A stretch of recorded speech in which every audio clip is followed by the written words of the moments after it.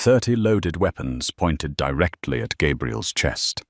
The city's most feared boss was cornered, betrayed, and seconds away from a brutal execution. He closed his eyes, accepting death. Then the terrified waitress gripping a coffee pot did the unthinkable, flipping the entire criminal underworld completely upside down. Porcelain clinked softly against the scratched Formica counter as Barcia Kelly wiped down the espresso machine for the third time that night. The faded analog clock above the swinging kitchen doors read 11:42 p.m. Tuesday nights in South Boston were notoriously slow, but tonight the silence felt suffocating, pressing against the fogged-up windows of O'Malley's diner like a physical weight. The diner, a meticulously preserved relic of the 1970s, complete with cracked red leather booths and a glowing neon jukebox, was entirely empty. Empty, save for one man sitting quietly in the back corner booth. Gabriel Romano. He had never formally introduced himself, but Barcia didn't need a handshake to know who he was. Anyone who skimmed the local papers or caught the late-night local news broadcasts knew exactly the kind of power that sat in booth 4. Gabriel was the undisputed head of the Romano family, a sophisticated, ruthlessly efficient architect of the city's underworld. He controlled the shipping docks, the heavy construction unions, and if the whispered rumors held any truth, a significant portion of the mayor's inner circle. Yet every Tuesday and Thursday, at precisely 11:15 p.m., this titan of organized crime walked into O'Malley's diner completely alone. He always ordered the exact same thing: 1 black coffee, no sugar, and a single slice of warm cherry pie. Barcia watched him from the corner of her eye as she organized the silverware. Gabriel didn't look like a mob boss from the movies. There were no flashy rings, no ostentatious fedoras, and no boisterous entourage. Tonight, he wore a tailored charcoal wool overcoat over a crisp navy suit that likely cost more than Barcia made in a year. His dark hair was neatly swept back, heavily threaded with premature silver at the temples, framing a sharp, handsome face that looked perpetually exhausted. He was a man carrying the weight of an empire, and O'Malley's was his sanctuary. "More coffee, Mr. Romano?" Barcia asked, her voice breaking the heavy silence. She stepped out, onward from behind the counter, holding the glass carafe. Gabriel looked up, his sharp amber eyes softening just a fraction as they met hers. "I think 1 more cup wouldn't hurt, Barcia. Thank you." His voice was a low, resonant baritone, smooth and completely devoid of the sharp Boston accent prevalent in his line of work. As she poured the steaming black liquid into his thick ceramic mug, Gabriel reached into his coat pocket and placed a crisp $100 bill on the table. It was his standard tip. He knew she was working double shifts to pay off the crushing medical debts left behind by her late father, a secret she had never told him, but one a man of his resources easily discovered. He never pitied her. He just quietly subsidized her life in the only way his pride, and hers, would allow. "You're working late again," Gabriel observed, taking a slow sip of the coffee. "The night classes for nursing school. Are they keeping you entirely deprived of sleep?" Barcia offered a tired but genuine smile. "Just a few more months until clinicals. O'Malley lets me study in the back when it's dead like this. I can manage." Gabriel nodded slowly, his gaze drifting toward the large plate glass windows facing the street. "Resilience is a rare commodity. Keep it sharp. You never know when the world will ask you to use it." It was a strange, almost cryptic thing to say. Barcia noticed a subtle tension in his jaw that hadn't been there 10 minutes ago. Gabriel subtly checked his Patek Philippe watch, a brief flash of gold under the diner's fluorescent lights. He pulled out a sleek, encrypted smartphone, his thumb hovering over the screen. Nothing. He had been expecting a message from Thomas Marcone, his most trusted underboss, confirming the security of a major shipment arriving at Pier 44. The silence from his second-in-command was not just unusual, it was glaringly wrong. Outside, the streetlights lining the avenue flickered, casting long, distorted shadows across the wet pavement. Barcia turned to walk back behind the counter, but paused. "Is everything all right, mister?" "Romano?" Before Gabriel could answer, the heavy atmosphere outside shattered. It happened with terrifying, synchronized precision. 3 matte black, armored SUVs materialized out of the dense coastal fog, their headlights killed. They rolled to a halt, completely blocking the street in front of the diner. A heavy-duty box truck pulled into the alleyway beside the kitchen, physically wedging the rear exit shut. Gabriel's demeanor changed in a fraction of a second. The exhausted, quiet man vanished, replaced instantly by the apex predator that had conquered the eastern seaboard. He didn't panic. He didn't shout. He simply stood up, his right hand slipping smoothly inside his overcoat to grip the handle of a suppressed, compact Sig Sauer. "Barcia," Gabriel said, his voice dropping to a dangerous, icy whisper. "Get behind the steel counter. Get down on the floor. Do not make a sound, and do not look up. Do you understand me?" "What's happening?" she gasped, taking a step backward as her heart hammered violently against her ribs. "Now, Barcia!" She scrambled behind the heavy oak and steel front counter, just as the first suppressed gunshot shattered the silence of the night. Pfft! The sound was dull, almost like a pneumatic nail gun. Outside, Gabriel's personal driver, a massive man named Leo, who had been waiting in a Lincoln town car across the street, slumped forward against his steering wheel. A starburst of shattered glass, spider-webbing across the driver's side window. Gabriel kicked the heavy oak dining table upward, flipping it onto its side to create a makeshift barricade just as the front doors of O'Malley's diner were kicked open. The quiet sanctuary was gone. The war had arrived. They poured through the shattered front entrance like shadows detached from the night. Heavily armed, disciplined, and moving with tactical precision. These weren't low-level street thugs. These were professional hitters, mercenaries imported from out of state, wearing dark tactical gear mixed with heavy leather jackets. 5 men covered the flanks. 10 spread out across the dining floor, sweeping the booths. More flooded in from the street, their boots crunching loudly over the shattered glass of the diner's front windows. Automatic rifles, heavy-gauge shotguns, and customized handguns were all raised, their laser sights cutting through the diner's dim air like thin, red predatory insects.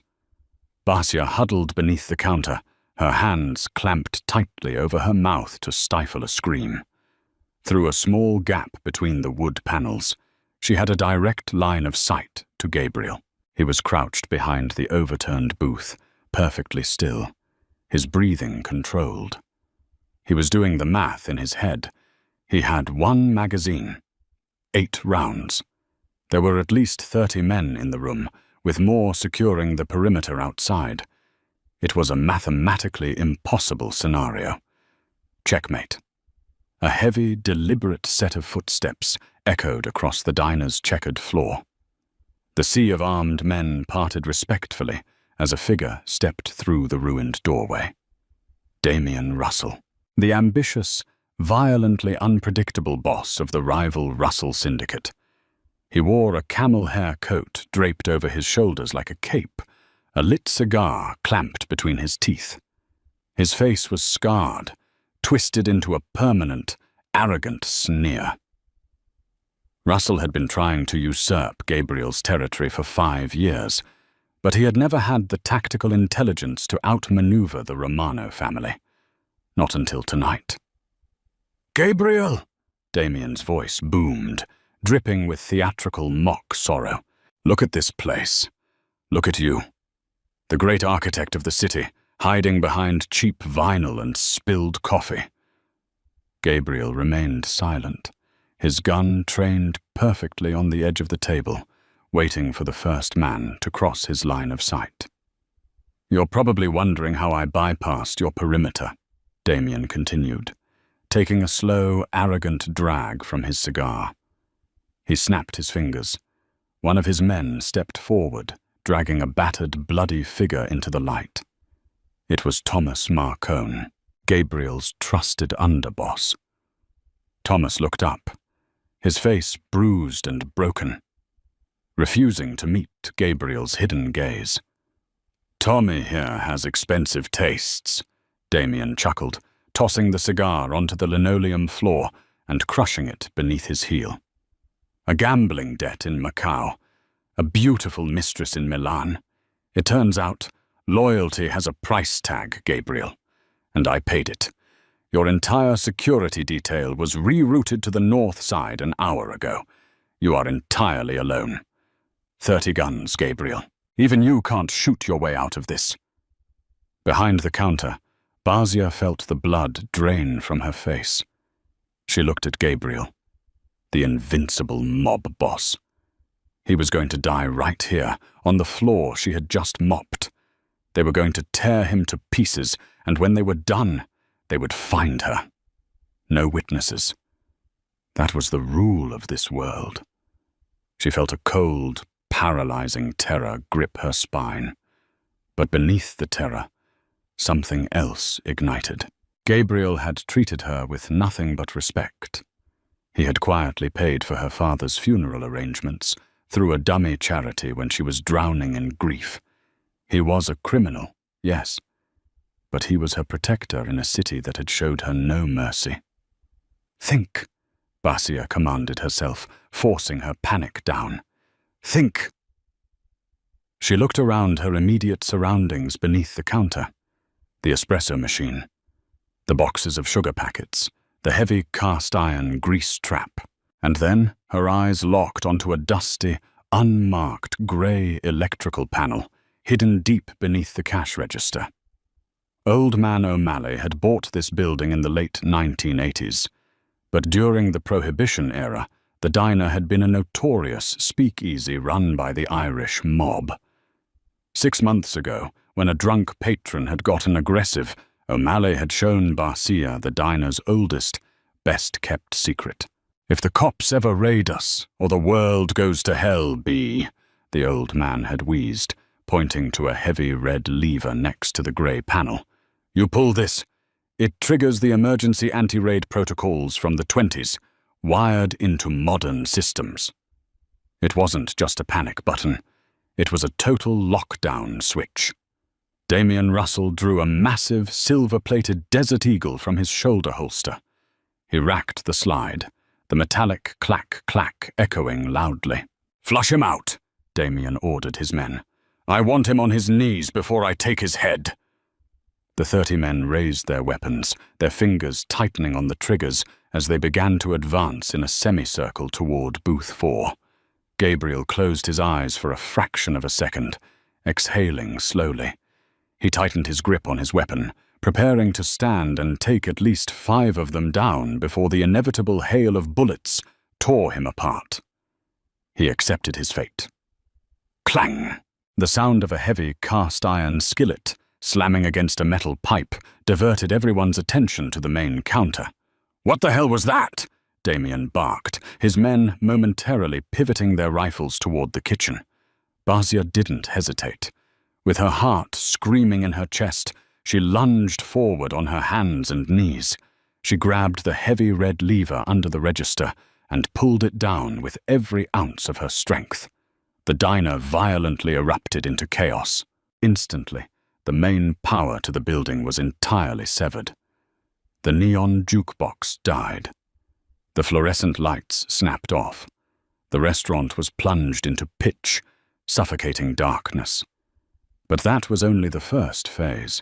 Above the large plate glass windows and the front door, explosive bolts detached, and massive 2-inch thick solid steel blast shutters, installed decades ago to stop police battering rams, slammed down with the force of a thunderclap, physically sealing the 30 gunmen inside the diner and cutting off any ambient light from the streetlights outside.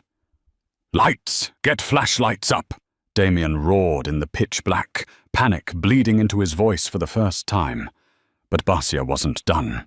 As the gunman fumbled blindly in the dark, she reached up and smashed the glass casing of the kitchen's industrial fire suppression system. She yanked the emergency ripcord. High-pressure nozzles in the ceiling, directly above the dining floor, detonated. They didn't spray water. They unleashed highly pressurized, blindingly thick chemical fire-retardant foam and halon gas. A deafening hiss drowned out the shouts of Russell's men as the thick, heavy white fog rapidly filled the room, dropping visibility to absolute zero and choking anyone who tried to breathe it in. Gunfire erupted blindly. Deafening flashes of muzzle fire illuminated the thick chemical smoke for split seconds, ricocheting off the steel shutters and tearing the diner to shreds as Russell's men fired in sheer panic at shadows. Basia stayed incredibly low, crawling through the foam-covered floor until she reached the edge of Booth 4.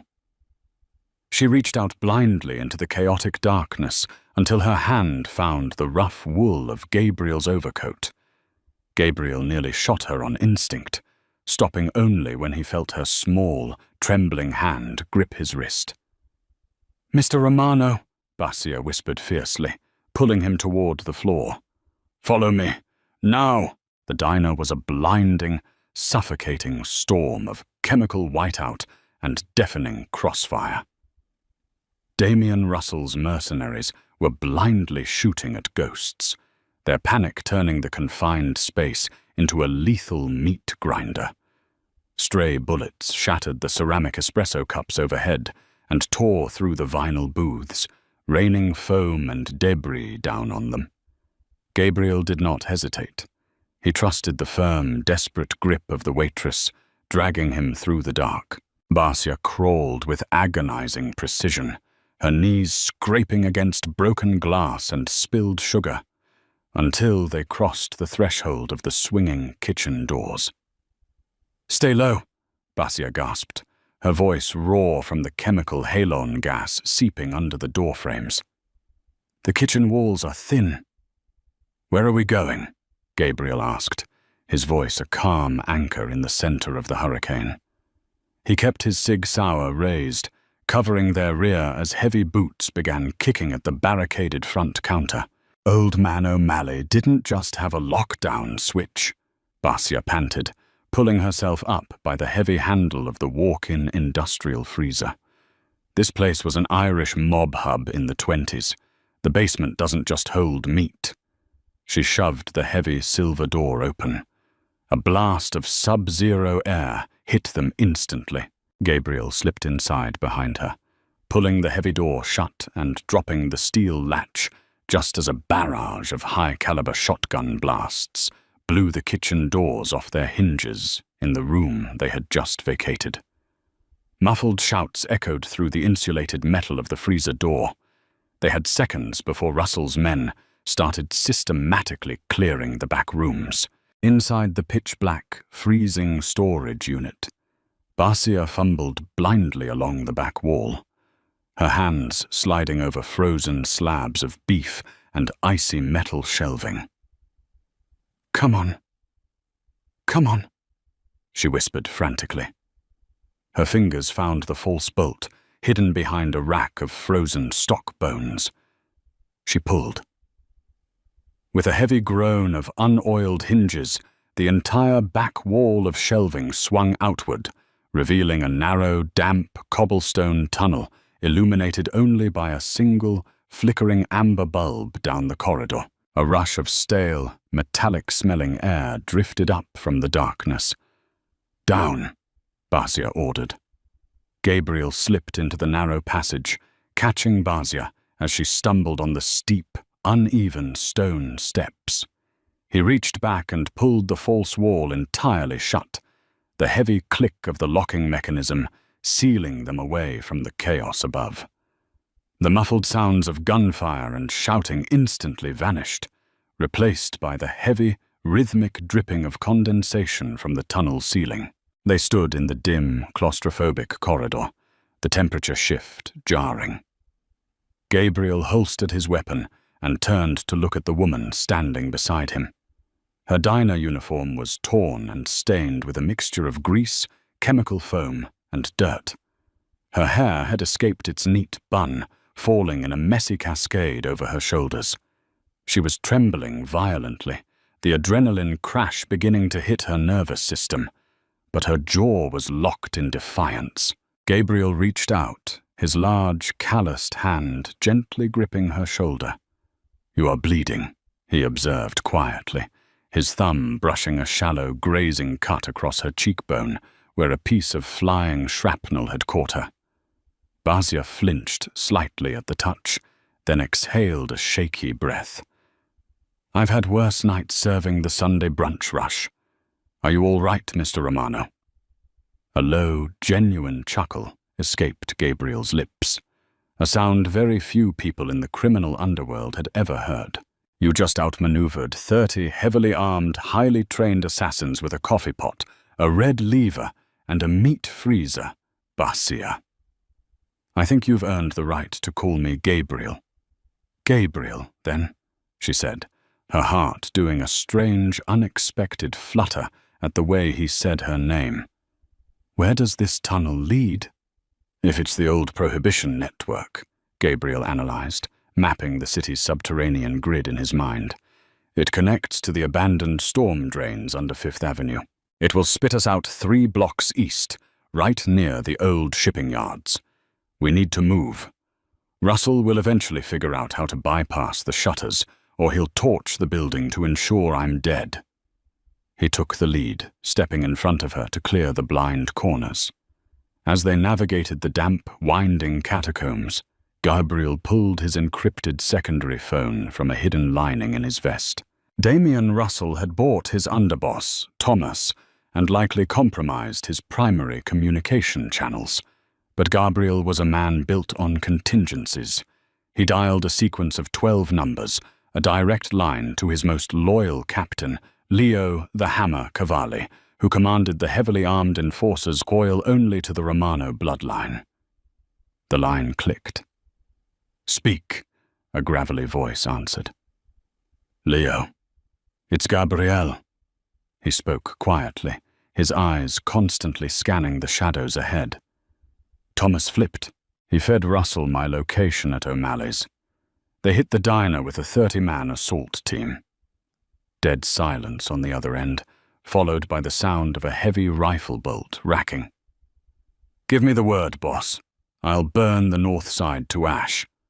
"No," Gabriel countered, his mind calculating with lethal precision. "Russell thinks I am trapped inside a steel box. He thinks he has the high ground. Let him think that. Mobilize the East Side crew. Surround O'Malley's diner from a 2-block radius. Cut off every alley, every street, every escape route. I want them boxed in, just like they tried to box me. When they finally break out of that diner, they step into my firing squad. Consider it done. What about Thomas?" Gabriel's eyes hardened, a terrifying, cold light flashing in the amber depths. "Keep him alive. I want to look him in the eyes when this is over. I'm emerging at the Fifth Avenue drain exit in 10 minutes. Have a car waiting." Gabriel hung up the phone. He turned to look at Basia, who had been listening to the chilling, tactical exchange. She had just witnessed the ruthless mafia kingpin operating in his true element. She expected him to look monstrous. Instead, he simply looked deeply tired, a man chained to a throne of violence. "I'm sorry you had to see this side of my life, Basia." Gabriel said softly, the harshness leaving his voice as he addressed her.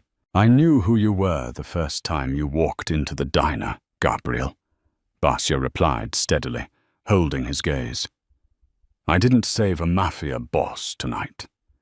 I saved the man who made sure my father had a dignified funeral when the bank was trying to repossess our house. I owed you. Gabriel stopped walking. The damp air around them seemed to thicken. He took a step closer to her, his towering frame casting a long shadow in the flickering amber light. I didn't do that for a debt, Basia. I did it because you are the only real, decent thing left in this rotting city, and I wasn't going to let them break you. For a fleeting second, the space between them vanished. The adrenaline, the danger, and the raw vulnerability of surviving a massacre pulled them together. Gabriel's hand reached up, his knuckles gently tracing the line of her jaw. Basia leaned into the touch, her breath catching in her throat as his intense gaze anchored her. But the moment was shattered by a distant, muffled explosion from the surface above.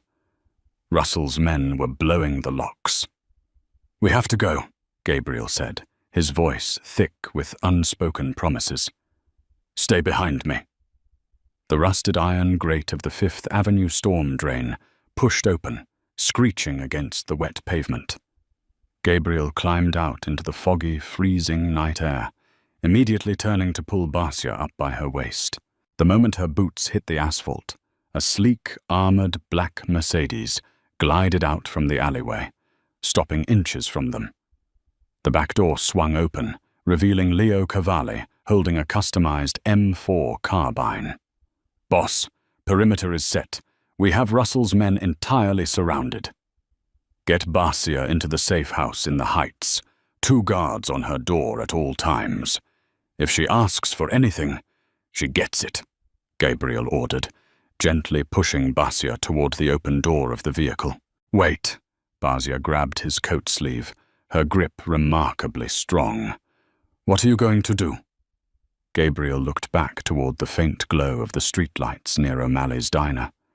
The quiet, exhausted man who just wanted cherry pie was dead. The King of Boston had returned.